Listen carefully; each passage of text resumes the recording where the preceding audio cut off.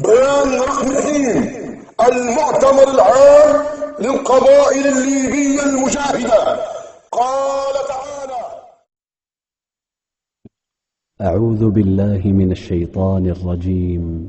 أذن للذين يقاتلون بأنهم ظلموا وإن الله على نصرهم لقدير.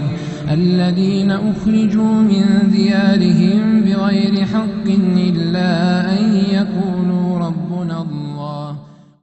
صدق الله العظيم.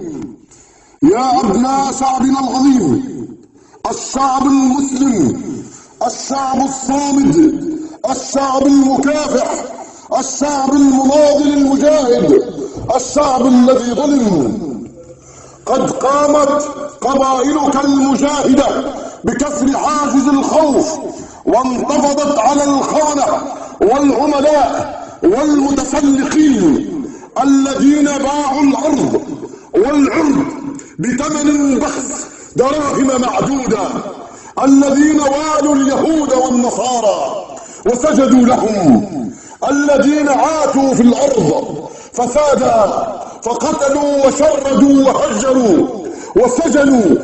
يا من قررتم الصمود والقتال حتى النصر، عليكم بالاستمرار في القتال والزحف نحو طرابلس عروس البحر والنهر.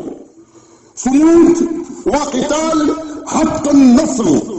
عليكم بسحق الخونة والعملاء والمرتزقة، لا ترحموهم فإن رحمتوهم فلن يرحموكم.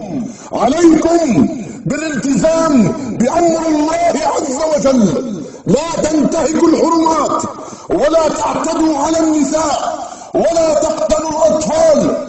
فمن دخل بيته فهو آمن، ومن رمى بسلاحه فهو آمن، ومن التحق بركب المجاهدين فهو آمن. والله أكبر فوق كيد المعتدين.